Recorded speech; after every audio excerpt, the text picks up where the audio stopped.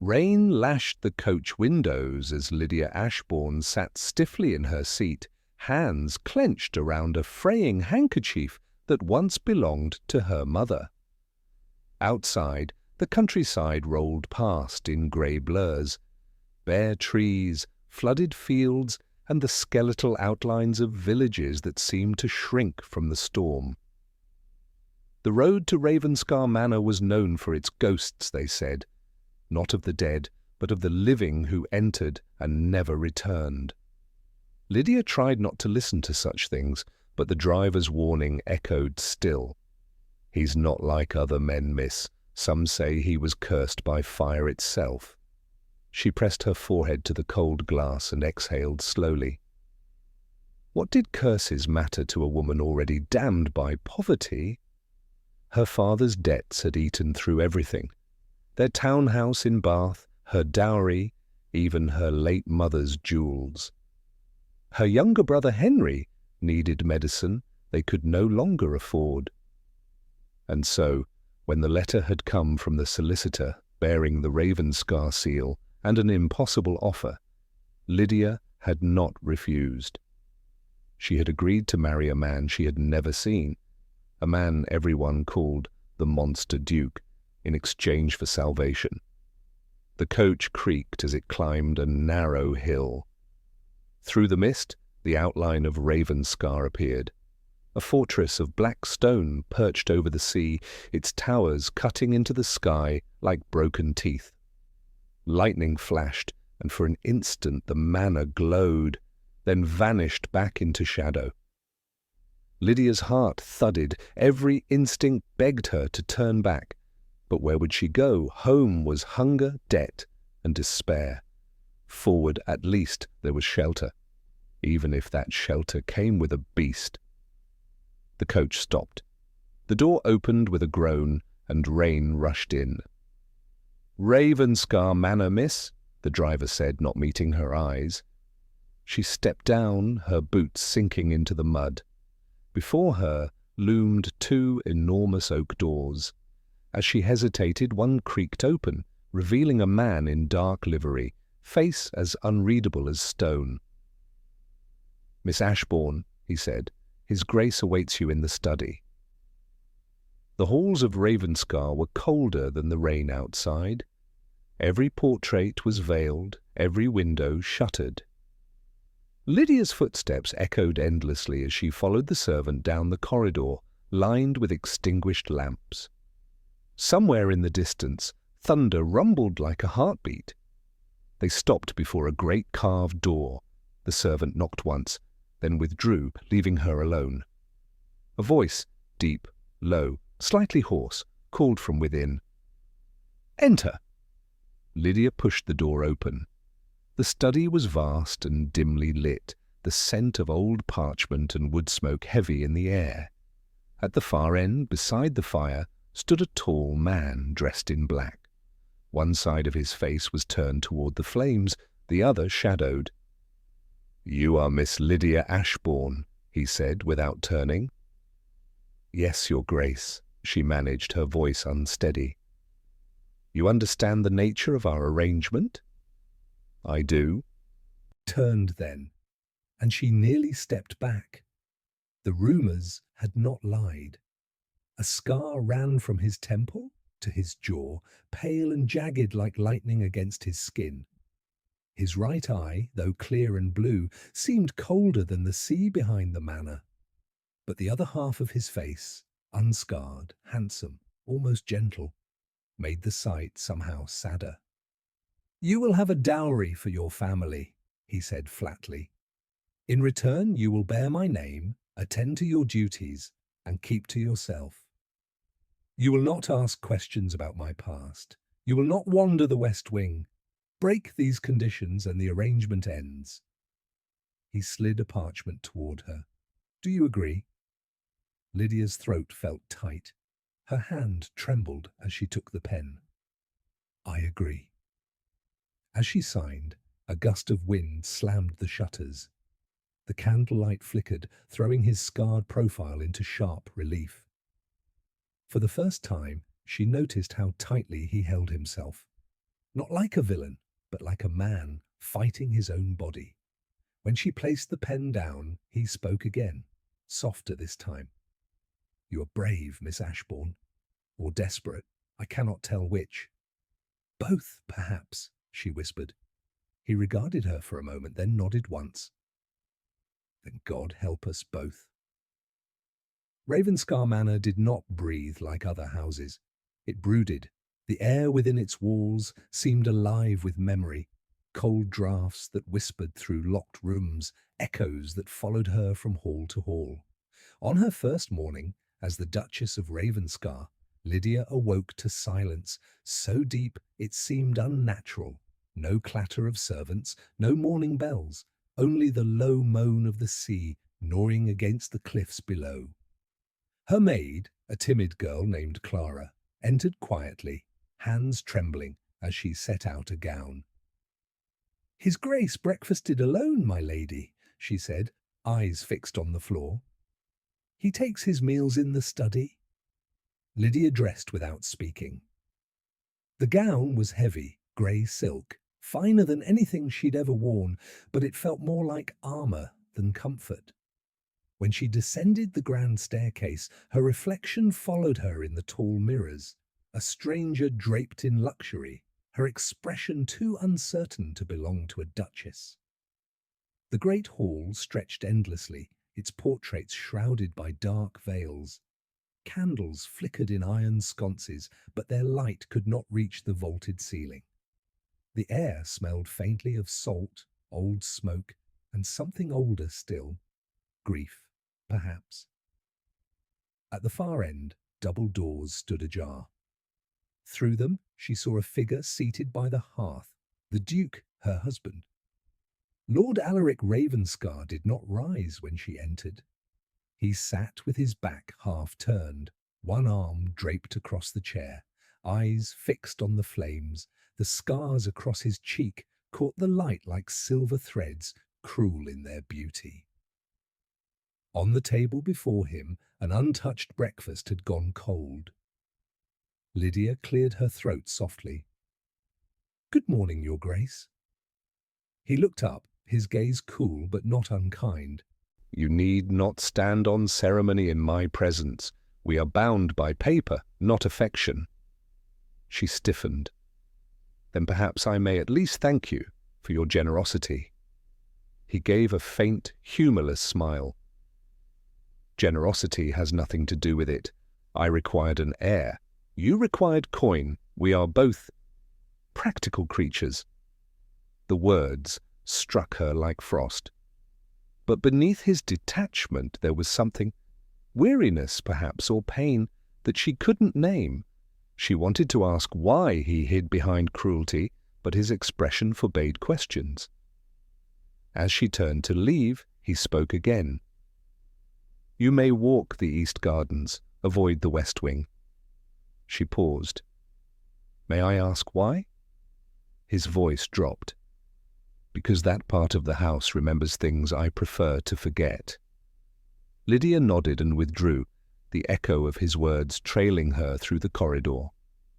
The east gardens, though overgrown, were strangely beautiful, roses choked by weeds, ivy creeping over statues, a fountain long dry. She walked among them until her heartbeat steadied. Somewhere beyond the hedges, the ocean roared.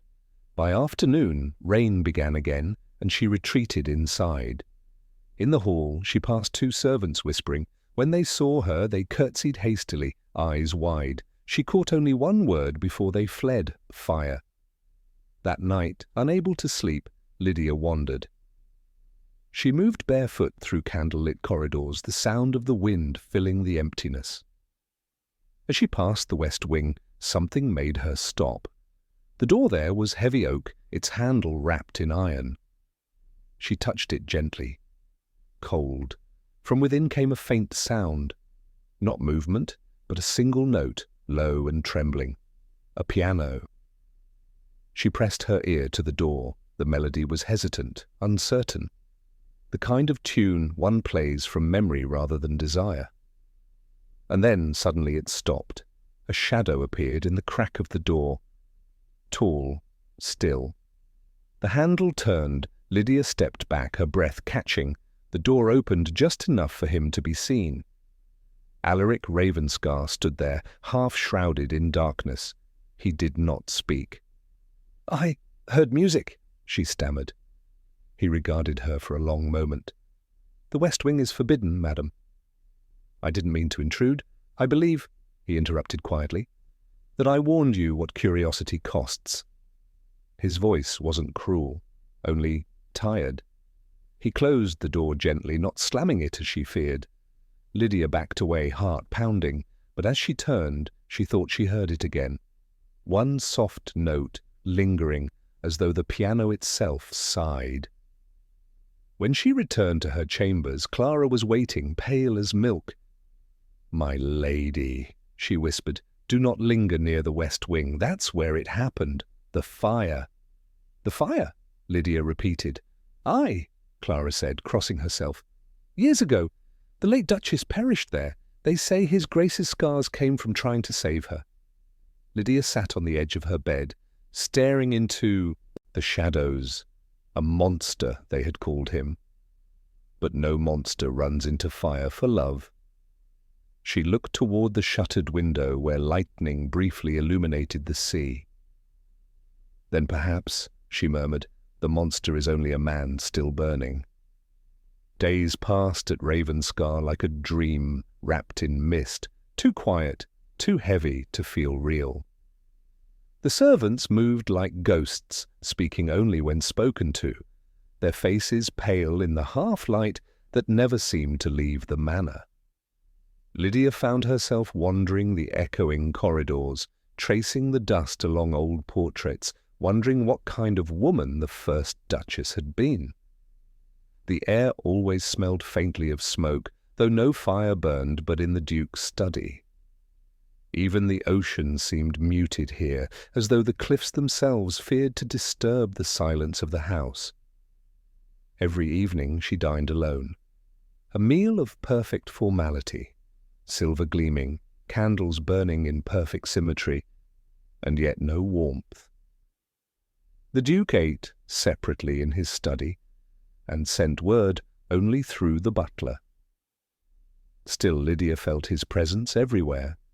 The heavy steps pacing above her room at midnight, the faint creak of the piano lid in the forbidden West Wing, the scent of cedar smoke that clung to his clothing long after he'd gone. One morning, as she crossed the library, she heard a voice, low, rough, not speaking, but reciting something under its breath. She paused by the door. "'Tis better to have loved and lost than never to have loved at all," the Duke's voice murmured. Then softly, "Foolish words. Whoever wrote them never watched someone burn." The sound of a page turning followed, and Lydia stepped away quickly before he saw her. But the words stayed with her all day. That evening, the storm returned, the kind of rain that seemed to wash the world clean. She sat near the window of her chamber, reading a book she could not concentrate on, when she heard music again. This time, not from the West Wing, but from somewhere closer, more intimate. She followed the sound down the hall, her bare feet silent against the carpet. The door to the music room was half open. Inside, Alaric Ravenscar sat at the grand piano, his scarred profile bathed in the golden flicker of the hearth. His fingers, long, elegant, despite their burns, moved with deliberate grace. The melody was unfamiliar, sad, but beautiful, like something written to mourn a memory. Lydia stood in the doorway, transfixed. The man she saw there was no monster. His shoulders were strong, his posture proud, but his expression, it was the expression of someone fighting ghosts he could not bury. When the last note faded, she found her voice. That was beautiful. He turned sharply, startled. "You should not be here." "I know," she said softly, "but I couldn't help it. You play differently than I imagined." He rose, closing the piano lid gently. And what did you imagine, Mrs. Ravenscar? Lydia hesitated. That you would sound like your reputation, cold, unfeeling, but that song was not without feeling. For a long moment he said nothing. Then he looked toward the window, rain tracing silver paths down the glass. I once believed music could heal anything. I was wrong. Because it couldn't save her? She asked, before she could stop herself.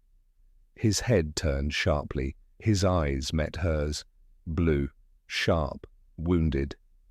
You know about the fire. I heard whispers, she said, voice trembling, that you tried to save your wife. He exhaled, the sound almost a laugh. Whispers? Yes, they always whisper, never the truth. She stepped closer. Tell me the truth. He regarded her with something between curiosity and resignation. My wife died because I failed to see her misery. She was trapped here, by me, by her own ghosts. When the fire started, I tried to reach her. I saved her brother instead. She perished. The house has never forgiven me. Lydia felt something twist in her chest, not pity, but understanding. You risked your life for her. That is not monstrous. His voice softened. You don't understand. I didn't save her out of love. I saved her because I couldn't bear another failure. There is a difference. She met his gaze steadily.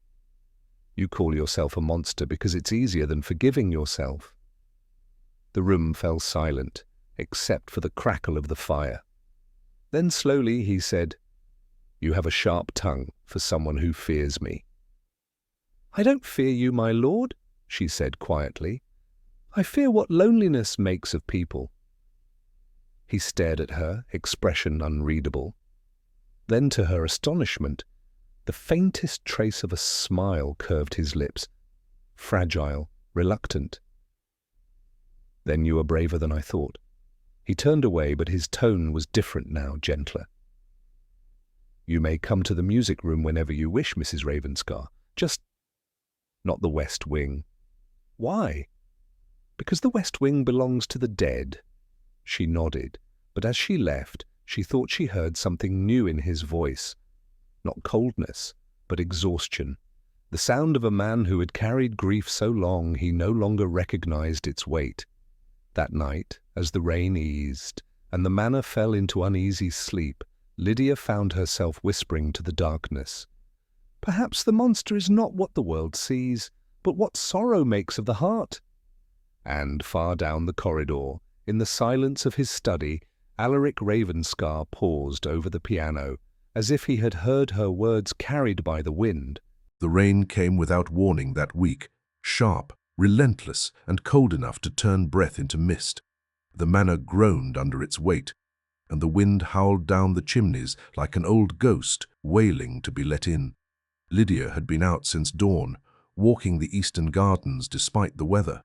The weeds there had grown thick around the old rosebeds, and she'd taken it upon herself to clear them. It gave her something to do, something that made her feel useful in a house where no warmth seemed to remain. By the time she returned inside, her dress clung to her skin, her hair was plastered to her cheeks, and her hands were numb. She did not see the Duke watching her from the library window as she trudged across the courtyard, soaked. Shivering, determined, he had been reviewing estate accounts, but found himself unable to look away. There was something about her, the quiet defiance, the refusal to wilt before his world of gloom, that unsettled him. That evening fever took her. Clara found her in bed, pale as the sheets, her lips trembling. She fetched the physician, but the man refused to travel in such a storm. She'll last till morning, he'd said indifferently. Clara wept, wringing her hands, and finally went to the one person she'd been told never to disturb after sundown.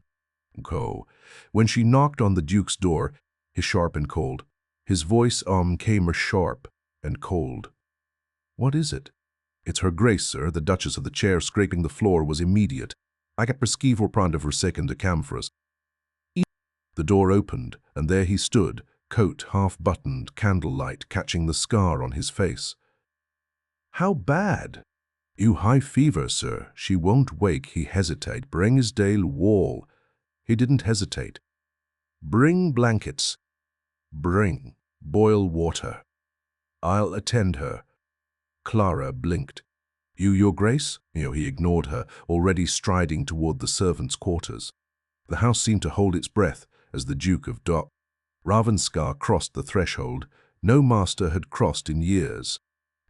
He found Lydia tossing restlessly on the narrow bed, her skin slick with sweat, her breathing shallow. For a moment he simply stood there, the image of her so fragile it seemed to wound him. Then quietly he knelt beside her and brushed the damp hair from her forehead. Her skin burned beneath his touch. "You foolish woman," he murmured, voice trembling between irritation and fear. "Why must you fight storms? You cannot conquer." He stayed beside her through the night. When Clara returned with water and cloths, he took them silently, his movements deliberate, precise. He sponged her brow, coaxed her to drink, adjusted the blankets when she shivered. Hours passed. The candles burned low. Once she stirred, half-conscious, and whispered something he could barely hear. "Mother?" He froze. "No, Lydia. It's Alaric." Her eyelids fluttered, but she did not wake. Instead, she murmured again, "The roses. They need light." Something broke inside him then. A soundless fracture that let in warmth and pain all at once. He remembered his mother's garden, long dead now. He remembered Celeste's laughter before the fire. And yet, somehow, this woman lying before him, this stranger, had brought them both back, if only for a heartbeat. When dawn crept pale through the shutters, her fever broke.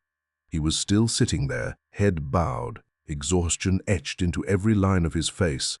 Lydia woke to the faint weight of a blanket being adjusted. She blinked, dazed, and found him beside her.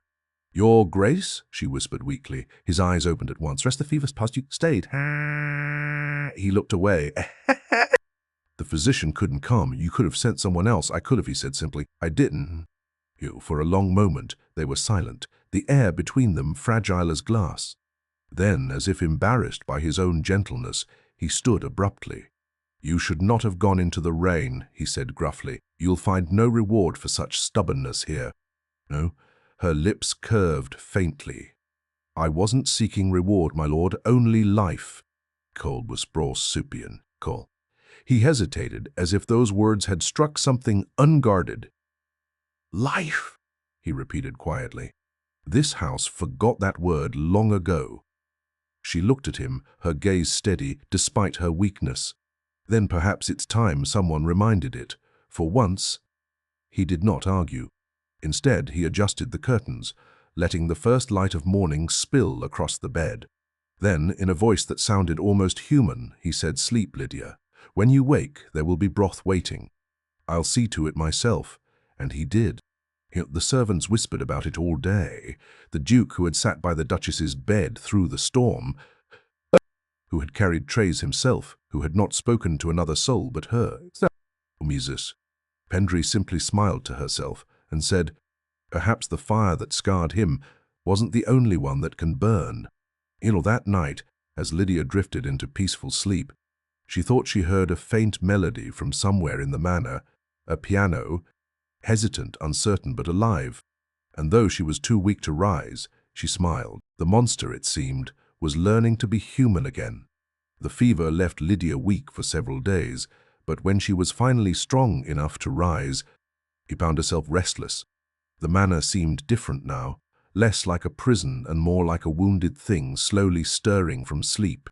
She noticed small changes. The servants spoke more softly, the hearths were kept burning longer, and sometimes, when she walked past the library, she heard faint sounds of movement within, proof that the Duke no longer hid entirely from the living world. It was the one of these slow wanderings that she found the garden.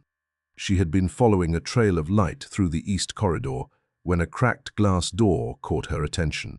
Vines had crept over its frame, and a single pane had shattered long ago. Pushing it open, Lydia stepped into what must once have been a courtyard. Now It was a ruin. The air was heavy with the scent of damp earth and neglect. Roses, once magnificent, had grown wild, their thorny branches tangled across the broken statues of angels. At the center stood a fountain, its basin filled with rainwater and leaves. Yet, even in ruin, there was beauty, like a forgotten dream clinging to life. Lydia knelt beside a rosa bush, its flowers pale but stubbornly blooming. She brushed the soil from her hands, whispering, "You're still trying, aren't you?"